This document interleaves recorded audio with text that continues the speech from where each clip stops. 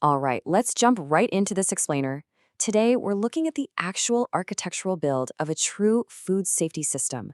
A lot of times people think that simply having a hazard analysis and critical control point system, a HACCP plan, is the whole shebang. It's all it takes to keep food safe. But here is the hard truth. A HACCP plan just sitting in a binder on a shelf is absolutely not a complete system. In fact, integration is where most of the failures actually happen. So we're going to explore how HACCP really fits inside a much wider and much more robust food safety management system. Here's our roadmap for today. We'll be hitting the food safety system, the control hierarchy, prerequisite programs in action, quality tools, and CAPA, global standards, and finally, food safety culture.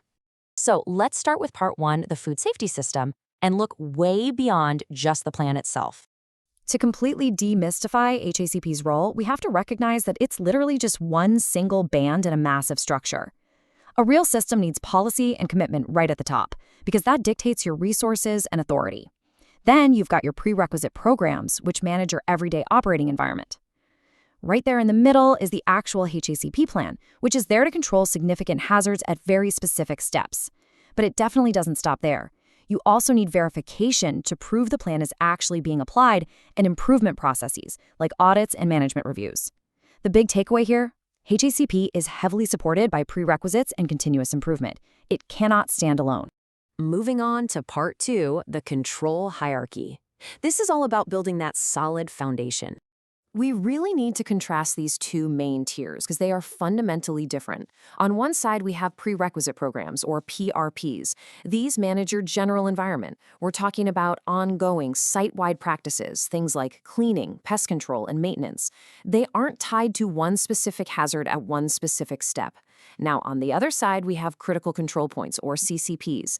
A CCP attacks a specific hazard at a specific step, and it comes with a measurable critical limit. Think of cooking chicken to exactly 75 degrees Celsius. If you lose control at a CCP, the hazard isn't going to be caught later. It is catastrophic. But wait, there is a really crucial third tier here too, the operational PRP, or OPRP. It's kind of this middle ground. An OPRP targets a significant hazard just like a CCP does, but it doesn't have a critical limit and it's not the absolute last line of defense. Think of a process like a salad wash or chilled storage. It requires way more rigor than a basic PRP, but it doesn't quite rise to the level of a CCP. Getting this right prevents a major mistake, which is having way too many CCPs and turning your monitoring into just meaningless paperwork. Even more importantly, understanding this hierarchy proves one golden rule. You can never use a CCP to rescue a broken prerequisite. Sticking a metal detector at the end of your line doesn't excuse you from properly maintaining the slicer so it doesn't break apart in the first place. Next up is part three, prerequisite programs in action, specifically looking at the good practice families. These overlapping good practice families form the absolute bedrock of your environment. You've got GHP, good hygiene practice, which covers your people and premises, so hand washing and sanitation. Then there's GMP, good manufacturing practice, ensuring your product is made consistently to spec. GSP handles your storage conditions and segregation, and GDP maintains the chill chain all the way down to the customer. Basically, these cover everything from hygienic engineering to pest control, glass registers, and traceability. They are doing the heavy lifting to reduce the likelihood that hazards are ever introduced into your facility to begin with. Let's look at a fictional scenario we'll call Safe Harvest to see how this actually works in practice. Imagine a massive mayonnaise shortage. Procurement panics and orders from an unapproved supplier. Goods Inn accepts a substitute dressing simply because it has the same product name. It gets used in assembly, packed with the existing label, and the result? Undeclared mustard reaches the consumer. So the crucial question is, which tier failed here? You might instantly think the labeling CCP failed. But hold on. The labeling CCP merely verifies the label against the work order. It doesn't recheck the recipe's true allergens.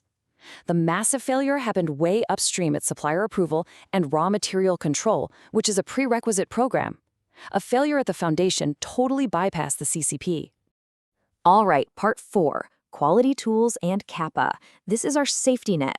When a deviation occurs, meaning a critical limit is breached, you obviously have to act. But we must understand the critical difference between a correction and a corrective action. A correction acts on the product. It's just dealing with today's immediate problem. You hold the batch, you rework it, or you reject it. A corrective action, though, acts on the cause. You dig down to find the root cause, you change the system, and then you verify that the change actually worked. Keep this distinction in mind, because doing only a correction pretty much guarantees the error is going to repeat. A corrective action actually fixes the underlying system so it never happens again. And that brings us perfectly into the CAPA cycle, corrective and preventative action. Step 1 is contain, protect the product immediately. Step 2 is investigate, find that root cause. Step 3 is correct, act on the cause. Step 4 is prevent, apply that learning everywhere else in the facility. And finally, step 5 is verify, did it actually work? Now, when you're stuck in step 2, investigating, using tools like the 5 whys or a fishbone diagram is incredibly helpful. It helps us realize a hard truth. Operator error is just a symptom. It is not the root cause. If an operator made a mistake, you have to ask, why was that error even possible? The root cause is almost always a systemic issue that you can fix, like a terribly confusing procedure or totally inadequate training. Moving into Part 5, Global Standards and Frameworks. Think of these as the building codes. When we look at the major global standards, it's cool to see that almost all of them share a common root, the Codex Alimentarius, which provides the absolute foundational principles of food hygiene. Building up from there, you have ISO 22000 for management systems, FSSC 22000, which builds on that for actual certification, and then the globally recognized retailer-driven standards like BRCGS and IFS. They all share the exact same core, HACCP plus prerequisites plus management. But please, always keep in mind that achieving certification is just evidence. It is not a magical guarantee of daily safety. An auditor's certificate is literally just a snapshot in time. Real safety is something produced daily by your system. And finally, Part 6, Food Safety Culture. This is all about the people in the house. I want you to think of food safety culture like a giant iceberg. Above the waterline, you've got everything you can physically see. Your procedures, your work instructions, your perfectly filled out monitoring sheets, your audits. But below the waterline, that is what people do when nobody is watching. It's the beliefs, the priorities, the intense pressures, and the unwritten rules of the factory floor. You can have picture-perfect audits above the water, but if those hidden habits below the water are toxic, your system is just an illusion. You simply cannot procedure your way to a good culture. There's a brilliant saying, culture is set by what leaders tolerate, and it is absolutely true. You cannot build a strong culture if leadership quietly rewards output over safety. The hardest decision a leader makes ends up defining the standard for the entire factory. Think about it. Do you hold a questionable batch and miss a massive delivery, or do you ship it and say, we'll write it up later? If you punish people for reporting near misses, you are literally buying silence. A true culture requires accountability without blame, and it means making the safe way the easy way. To wrap this explainer up, I want to leave you with a really provocative thought from our fictional Safe Harvest factory floor. It's the middle of the night shift. The cook step, which is a CCP, reads 73.8 degrees. That is below the 75-degree critical limit. The operator flags it, but the supervisor says, look, it's close enough and we're way behind schedule. So the operator records 75.2 degrees on the sheet, and the product is dispatched out the door. It's a massive, critical failure.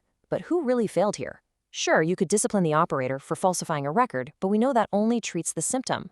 The real, difficult question you have to ask is, if an operator fakes a record to save time under pressure, what exactly in your facility's culture made that shortcut rational to them? Think about that as you evaluate your own food safety management systems. Thanks for joining me on this explainer, and remember to keep questioning those root causes.